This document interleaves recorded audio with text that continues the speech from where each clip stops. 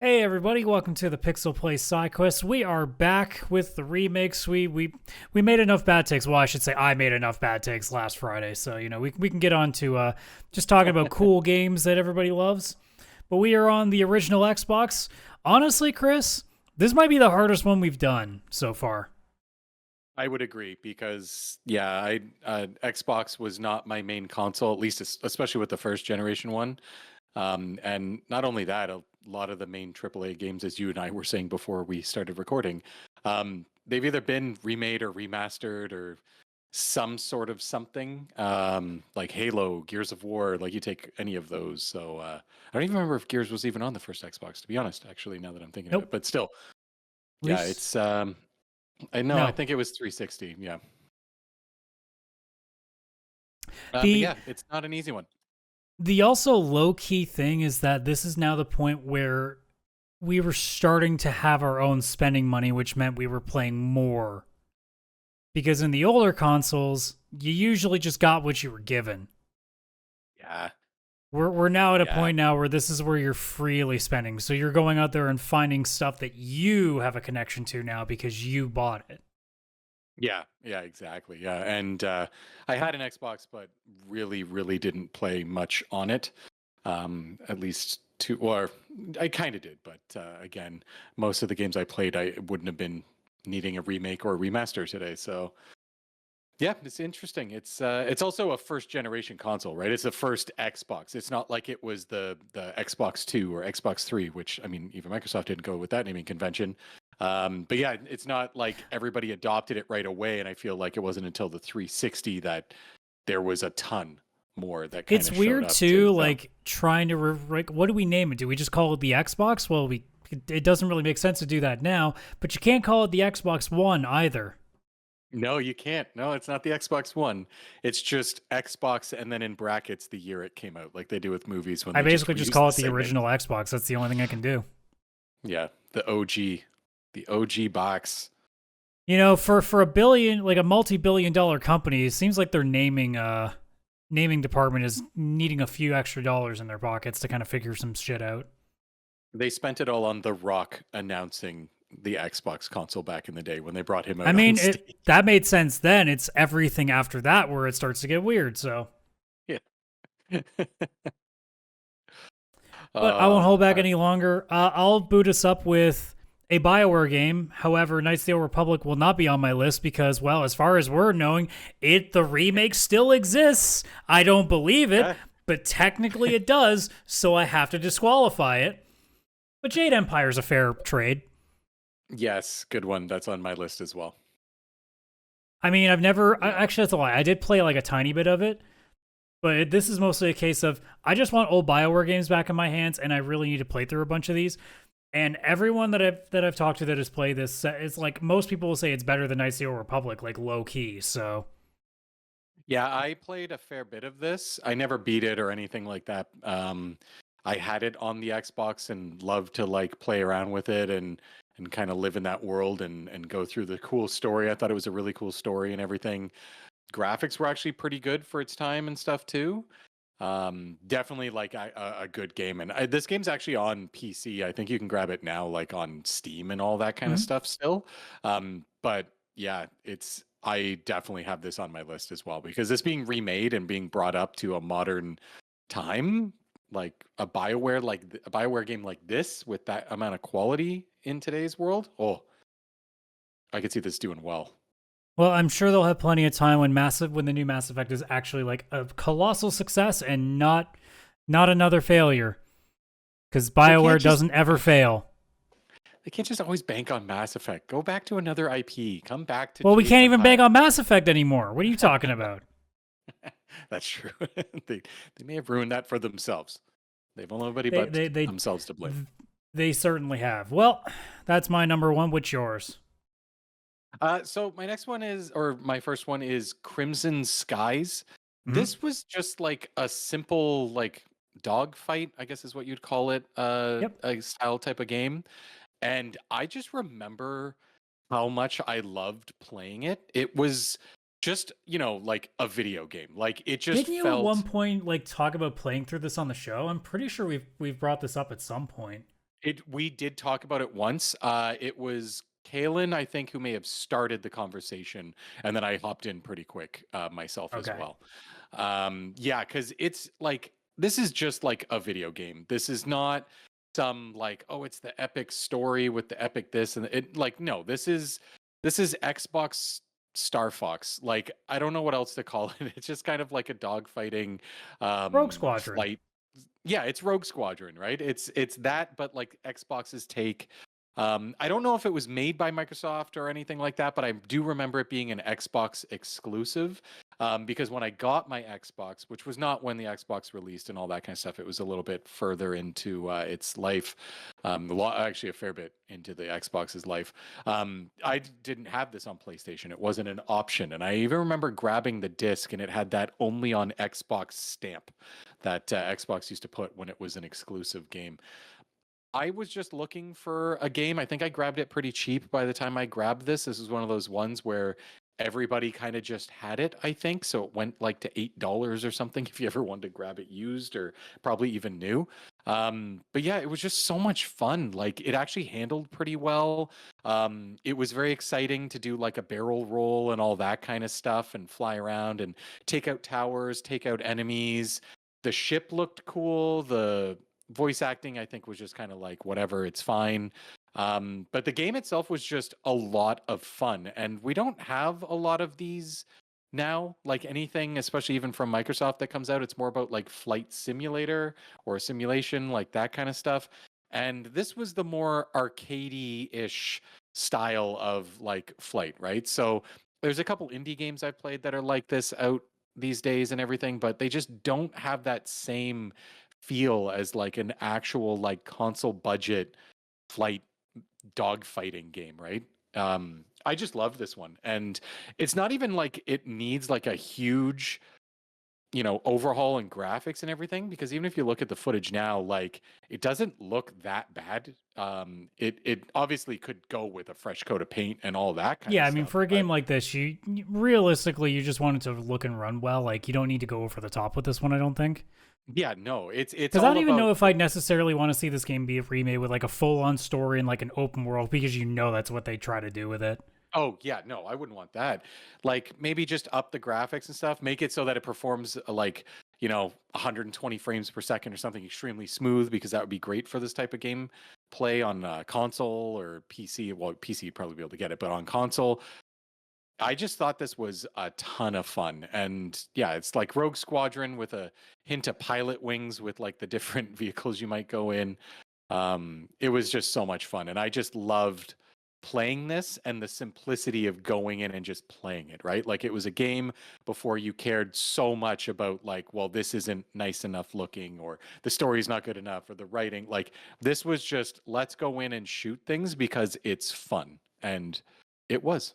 And I missed that. So I'd like it to come back. So I double checked on Wikipedia. So the one that we were looking at the footage for was High Skies to Revenge, which was the Xbox game that was released in 2003. That was done by FASA Studios, which actually did like the Mech Warrior games for a little while. Okay. But interestingly, because I saw that there was a second game, and this was only released on PC, it was just the original Crimson Skies, released in 2000. The company that made this was Zipper Interactive, which you probably don't recognize the name, but you'll recognize what they did literally right after this game, which is they made all the SOCOM games right after that with Sony. Oh, okay. Well, that would explain why all of a sudden they disappeared from Xbox. Mm-hmm. Wow. Okay. Yeah. That is. I actually can kind of see the And SOCOM also, as some people will forget, mist. Mag is one of the last things they did, which most people don't remember because who No, cared about that game? Yeah, no, that is definitely one that not as many people remember. Oh, darn. Well, I hope that Xbox still owns the rights to it and that they get some sort of team and brings them back. They keep putting out a new flight simulator every like 4 years, and it's like, did we need a new one? Like two different flight simulators in the same console generation? Not sure it fully makes sense. Take that team and get them to do this, right? Like, I feel like just take another team and make a new Crimson Skies. Like, Xbox is starting to get some good IP and everything in, but I don't think they're bringing any harm bringing back or remastering or remaking one of their old school ones, right? Like it's not like people would be like, "Oh yeah, Crimson Skies." Guarantee you, most people playing Xbox probably even forget about that game. So, yeah. Yeah. All right. Well, we are now. I originally was going to have a different game I'll talk about with my honorable mentions at the end. But I'm going to go full on. This is what I was playing when I was at that age, and if we're going to go full FPS mode the rest of the way here. So I'm starting off with, quite frankly, one of the most underappreciated games I think I've ever seen, which is Time Splitters Future Perfect. Oh yeah, I had this written down as Adam is probably going to mention it. I'm not going to lie, but it was on my list. It's one of those games where I just keep going like we were talking about it last time we were doing the GameCube one, talking about the Bond games that were back then. It's like this is when it used to be fun. Cause I mean, I'm not saying that Call of Duty isn't fun, but this is when fun was the actual aim of these games, and not, all right, well, we got to be realistic and there's got to be like some weird dramatic story to this that, makes us feel things. This game's like, bro, this is like a Jean-Claude Van Damme action movie. Fuck off. Go enjoy some fun, shoot some shit, watch some crazy like comedy time traveling dialogue, and just have a blast. Yeah. Both figuratively and literally.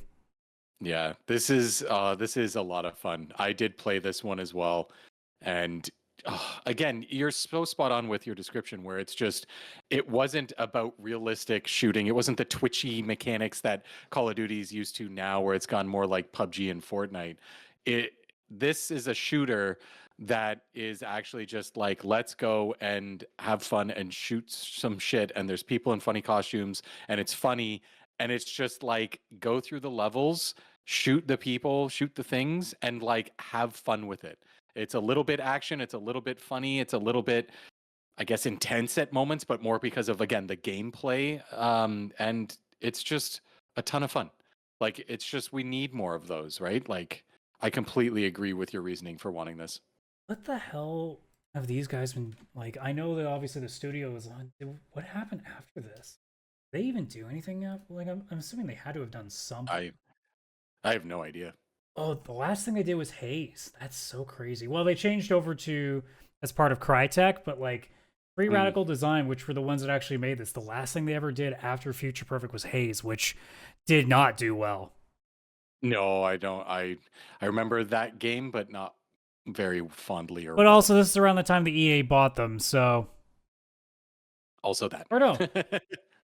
Well, Future Perfect was Electronic Arts, but Haze was Ubisoft. Oh, things are get so weird. And then they become Crytek UK, and then they're back to EA again. It's weird.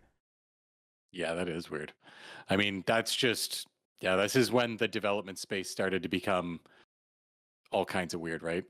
Yeah, well, I mean, we also forget, like, a lot of devs they were literally freelance. Like, just publishers would just be like, yeah, you're going to make this for us. And they'd be like, cool. Yeah. I mean, that's how you end up with like Crash Bandicoot being an Activision title, even though it was made by Naughty Dog. Like, it's just like this crazy stuff where it's like not actually owned by who you think it's owned by, and they have different publishers each time, and it's all freelance. And then, like most things, EA comes in and ruins it all, because then they buy them all just to kill them, and then everybody else follows suit. Yeah, EA is definitely the worst offender of that. All right, well, that's enough depression. Let's go back to cool things. What's your number 2? So my next one is actually one that I think that Microsoft kind of needs right now, especially, and that's Blinx the Time Sweeper, Blinx BLINX. It was supposed to be the mascot for Xbox before Master Chief came in. And this is a forgotten game. I think that like nobody really talks about this or anything. I see you already like laughing here. There's a reason for that. You haven't seen it yet. So no. whenever we've been making the thumbnails for these, I've started getting into the habit of picking 2 really good games and then one game that no one gives a shit about. Oh god, Blinx is the guy no one gives a shit about, isn't it? In the thumbnail. Without knowing you were gonna say it, I put Blinx on there because I'm like, no one's gonna talk about this game. And now the screenshot makes even more sense because it's not even like it's not legit. Well, there you go. And I don't even remember it being a great game. Don't get me wrong. I remember playing it, and I mean, it's not very well reviewed, so no. But it was definitely Xbox's attempt at, a Crash Bandicoot, a Sonic the Hedgehog, a Mario, all those different things, right? Like, you always needed that one kid game or that family friendly game. Yeah, it's And called I Call of think Duty. that yeah, exactly. And I just think that like with everywhere that Microsoft has gone and everything, and through many years, right? They're well known for the more adult games. You get the Halos, you get the Gears of War. Now you've got them owning Call of Duty. But, they bought Rare. They kind of screwed up with Banjo Kazooie, obviously, with nuts and bolts. Conquer, I think they made a game. I don't even really remember. Like that Well, probably they wasn't did the great either. remake of the OG Bad Fur Day. They did Live and Reloaded. Oh, right. I think that they kind of need a bit more of the family friendly. Like we saw how well Astrobot was received and all that kind of stuff. And you can do such cool stuff with these platformers now because even though they look super impressive, they aren't overly demanding. And that's an Astrobot, perfect example. Looks incredible, runs incredible, plays incredible.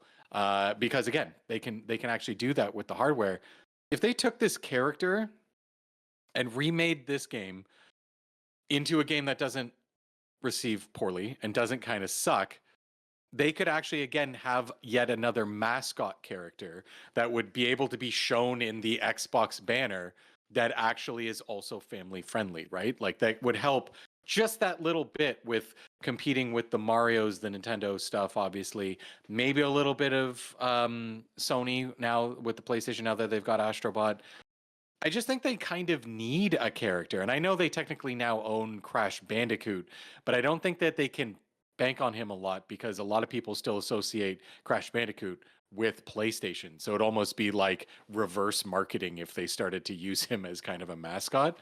So yeah, I just thought like bringing back an actual Xbox mascot and making a game that doesn't suck with him and, remastering this first one would really help their library. So they would need to do a lot of changes to this game. Because I do remember while playing it, I was like, what am I doing? Why am I collecting so much stuff? Like, what is this? This should be just a platformer where I jump and punch and jump on things, aka Mario, aka Astrobot, aka every other platformer that's ever existed. But yeah, like the character still looked cool. It looked like every other mascot. I think they should just bring back Blinks, you know? Well, they did do two, so it's not like they didn't try. Yeah. Well, But they could I try don't harder understand now. why you think they need a mascot. They already have one. His name is Todd Howard. I mean, he could make an appearance in the game, and that's great for parents and kids, right? Because the parents would be like, "There's Todd Howard," and the kids will be like, "Who's the guy saying it just works in the game?" I don't. I'm looking at what they did. Like they pretty much weren't doing much out. Like they were helping on with stuff. Like they helped out with Blue Dragon. They helped out a little bit with the last story. Like they didn't like once they finished with Blinks. Like they kind of stopped really doing like major games. Like there's a game they made called Vampire Rain that I haven't heard about. Like there's stuff here and there that they've done, but like Blinks was I think the last real like run of it they had to take like a solo shot here. Oh, that's not good. Not Because great. everything else I'm seeing is like small, like really compact games that they did, or just straight up helping out with stuff. Well, I mean, they helped out with a Club Penguin game, so I guess that's as high as you're gonna get. Oh, there you go. There you go. Well, I will move us back into the land of no kids. Well, I'm sure a lot of kids ended up playing this anyway because, well, it looked goddamn cool on the cover. I'm finishing up with another FPS. Like I said, I'm going with Dark Watch, which is Ooh. like the Van Helsing like cowboy shooter that I didn't know I wanted until I got it and went, yeah, this is pretty sick. I'm in for this. And this is also one that I think would really vibe well with a full-on graphical remake as well. Like that, Oh like you could do yeah. some really good visuals with this. This I is mean, a hell, really just good pick. give it to Arcane. Yeah. Just give them that. Yeah. Let them redeem It'll themselves. be Redfall, but it won't suck. Yeah, as long as they leave the game as is, as in no live service and no this and all that other extra stuff. But No, is it a great FPS comparatively? No, it's pretty mid. But like I'll like the big thing to me is always the aesthetic, which was yeah, the best part of it. the aesthetic was amazing because it was not something you normally saw with a first It's person almost like shooter. Doom meets Red Dead. Yeah. It's got like some Van Helsing coming out with his crossbow and a gun. Like, yeah, I think it's a fantastic game. It was a lot of fun, and I do remember playing it. And just again, it was a fun game with just a fun story that was good enough to go around and shoot things and unlock the door and then do the stuff you got to do, kill the little spires.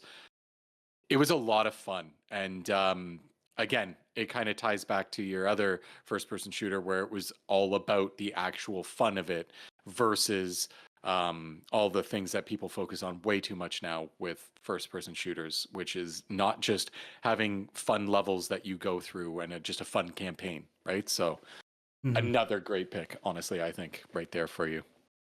Well, you got to finish us off then. What's your last one here? So I'm going with another car game, actually, and I say another in the sense that Xbox already has a couple, but I'm going with Project Gotham Racing. I really enjoyed playing that game. I mean, I remember a lot of it, but I can't remember too much specific in the sense of like, was there a great story? Was there a great this? I just remember racing around and loving the driving mechanics and the cars and all the normal stuff. And I think that Xbox, they're great with Forza and everything. Um, but I don't see why they couldn't bring in just another one, right? One that kind of comes in because Forza Horizon is like, the big open world map, and it's the version of Forza that you get with that, where it's more of like a car show and you do stunts and you do fun races, but also you do challenges and you race a plane and you race a train and all that kind of stuff. And then you get Forza Motorsport, which is the very serious, like, track racing, like it's Formula One kind of stuff. This Yeah, is you're not really kind of, getting like the one that's in the middle where it's like street racing almost. yeah, like you're not getting that mix of both. Like it is racing with tracks and stuff, but it's not taken as seriously as simulation. Um, and I think that, they've already got a great rotation where there's a racing game every couple years, but racing games are always just like kind of fun. And especially with Microsoft having Game Pass and all of that, just having that extra racer in there that's just a fun game to play. And It's not to not mention, taken like, too because we had the seriously. conversation about game pricing, you could put this as like a cheaper game, like, Yes, and have like something that's a little bit on the lighter side too. exactly. I was thinking this of more like a double A racing game. Because yeah, that would fit right in the middle. People love Forza Horizon. Forza Motorsport, I think, is not as popular because again how simulation Like and have this serious being it like is. sort of an arcade level like gameplay, somewhere around the $30-$40 range. You don't have to go too crazy with Exactly. graphics. You just make it like, like 50% of what we see normally. Like just put a decent amount of money into it, but just be more creative with what's in it rather than just being like, okay, we got to make sure the light reflections on the bumper looks amazing. Where it's like, no, Yeah, they don't have to focus on all that, right? It's just make it fun, make it a little wacky, maybe it a little arcadey, like you mentioned, like, and make it a little bit cheaper. And it's just like that perfect filler game. Like this wouldn't be a console seller or I got to build a new PC to play this, this racing game, but it would just be fun because the tracks I remember were like around the world and stuff. And not in the sense of Forza Motorsport where it's like real race tracks from like Formula One around the world. This was like in cities and stuff like that. And mm-hmm. I think it would just be fun because Forza Horizon already gets that kind of vibe of you racing through cities, but they're like not real ones. They're like created for that game.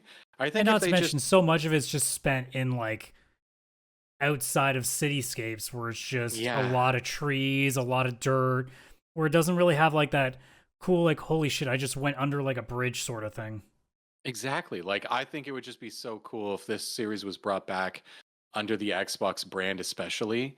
And it's just like it's a bunch of different cities, and it's street racing, but like a little bit more formal, obviously. And it's just a double A fun arcade racer kind of feel. Perfect filler game in between other releases, and it would be, I think it'd just be a lot of fun, especially if it's got like online and local multiplayer and stuff like Hmm. that. Like I think focus on that too. Yeah, I think it would just be a great addition, you know? Yeah, for sure. Honorable mentions. I was really torn on a couple of these. The one that I had to push off inevitably for Dark Watch because I was like, man, I really just want to go FPS on this. Was the X-Men Legends games. Oh yeah. Oh, those are fantastic. Absolutely fantastic. I mean that. games. Well, I would guess love them to come Marvel back. Ultimate Alliance would count too, but they didn't. Well, they made one like sort of not that long ago, but I think it was like a It's, Switch yeah. one, wasn't it? It was a Switch exclusive because Nintendo published it. Hmm. So it was it's a decent game. I played it a bit. But yeah, it didn't obviously get the market as much as it normally would because it was an older game that more older people would know, but it was locked behind the Switch, which was more of a younger audience. It just like wasn't the Yeah. perfect. I think with the popularity of Marvel Rivals existing, I think this is a good opportunity for somebody to, well, for Marvel to shop it around and take another stab at Marvel Ultimate Alliance and try to make like a good. And here's the thing, like I guess we could talk about it now. How would a Marvel Ultimate Alliance game look if it was up to 8 people rather than just being 4? Like the perfect game. That's Like a proper of like Avengers scenario. yeah, like that would be amazing, especially with online. I could imagine all of us, you, me, And I some don't mean friends an playing it. MMO, guys. We already had No. that. No, we don't need an MMO. I mean, like what Ninja Turtles, Shredder's Revenge kind of deal is. Yeah, yeah, that, but a little more top down. Yeah. And the other Yeah. two that I had to push off was Gun, which I don't even know if you can make now because it hasn't aged well, not in terms of its gameplay, but in terms of the subject matter, because it's obviously very tongue in cheek about Native Americans in a lot of ways. But I still think that was a tremendous, because it was just another Red Dead, right? Yeah, yeah. And then the other one was Mortal Kombat Shaolin Monks, which I think does not get nearly as much praise because, well, let's be honest, most people just wanted to play the fighting game. And more often than not, whenever NetherRealm tried to go outside of that, it generally doesn't go well. I'm looking at you, Sub-Zero. Oh god, it's like the worst. Oh god, It was real bad. it was, it was. Any that you Yeah. missed? So I have no honorable mentions because all the ones I did, either we kind of already talked about on like the GameCube episode, like the James Bond games, like the 007 Nightfire and stuff like that was on here. There was a Chronicles of Riddick game that was Xbox Yep. only, but I never played it, so I have no idea if it'd be good or not. Plus, I don't think Chronicles of Riddick is like popular now. I don't see how that remake would do well. And then another one was just Beyond Good and Evil, but I'm like, no, I don't even want to put that out into the ether because I'm waiting on Beyond and Good and Evil 2. And I feel Don't like worry, it'll come out the same time the Knights of the Old Republic remake does. Okay. okay, yeah. So yeah, I've got no other honorable mentions. I was actually kind of scared once you took Jade Empire from me. I only had 4 games written down. Normally I do 6 because then I'm like, there's no way I won't not have a game of Well, like you 3, you even knew if you were Adam going to picks be up fine 3. with Blinks, so Well, I was like, all right, I'll start off with this one, and then you took my Jade Empire, and I'm like, after Blinks, what if he takes Project Gotham Racing? I'm gonna have to open a list real quick and do this live. Like, I'm gonna have to find another game real quick. it's all right. All worked out in the end. Well, It did. that's going to do it for this one, guys. Thank you so much for checking us out. You know the drill. Like and subscribe. Link trees at the bottom of your screen there, which is also included in the description. Don't forget, Wednesdays for the main show. Obviously here, Fridays at noon for the Sidequest. We got one more console to go in this generation. We got the PS2, and there's that's gonna be part the of me that hardest. just wants to change the rules and just make it 5 because good lord, 3 is going to be hard. Good luck that not being a 3-hour long side quest episode. Holy crap. Also, good luck Yeah. having to pick 3 and still having 3 backups. I'm going to be looking at 6 and being like, I still got to push stuff out of this one. I can pick a whole trilogy of one series and take up all my 3, and then I would have no room for all the other things I want to mention. It's brutal. I'm actually a little worried about this episode. It's going to be Here's the harder than the challenge. Xbox one. Can we go without it being at least like half JRPGs? That's the real challenge. No. The list in my head is already about 10 long, and they're all JRPGs. We're Well, screwed, man. like I guess we'll see when we get there. But yeah, thank you so much for checking this out, guys. We'll see you on the next one. So take care. Bye-bye for now.